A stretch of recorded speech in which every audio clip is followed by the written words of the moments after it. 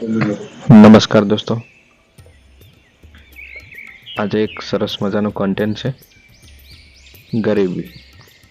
એના વિશે આપણે પ્રકાશ લાવવાનો પ્રયત્ન કરીશું.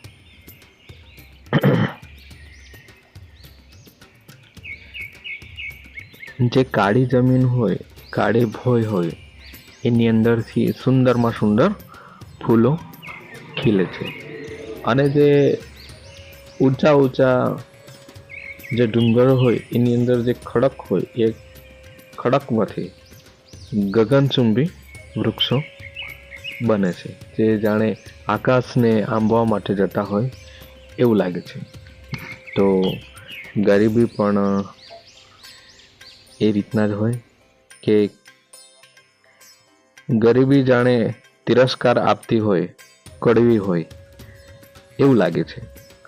પણ એક પાછું એ છે કે એ અપમાનજનક અને નિરાશાજનક વ્યક્તિ પોતાને કોસવા લાગે છે ને એ ક્ષીણ બનતો હોય એવું લાગે છે. પણ બીજે વાતનું આપણે પાસું છે એનું તો જોઈએ તો એના સદગુણો પણ કેટલાક હોય છે.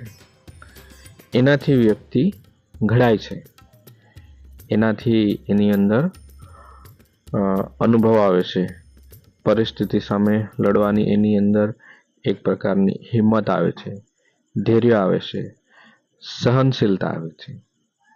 અને એમાંથી નીકળવાનો માર્ગ એની અંદર આગ્રહ, એ બધા કેટલાક સદગુણો છે એ એની અંદર આવે છે. એટલે ગરીબી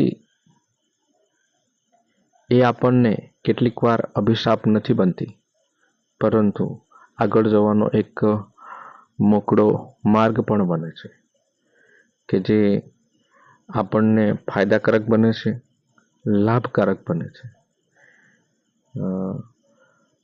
જે આપણી અંદર પરિસ્થિતિ સામે લડવાની એક પ્રકારની તાકાત, જે વાસ્તવિકતા હોય છે, યથાર્થતા, એ યથાર્થતા જોડે આપણે એટેચમેન્ટ લાવી શકીએ છીએ. પેલું કહેવાય ને દોસ્તો કે ભય સે જ્યાદા ભય કી કલ્પના હોતી હૈ, એ રીતના જે વ્યક્તિ એની અંદર બધું હોય જ, કુદરતી રીતના વિચારીએ એની અંદર બધું હોય જ, પણ સમસ્યા એવી રીતના જ આવે છે કે એ વ્યક્તિ એ સમસ્યાનો સામનો કરી શકે છે.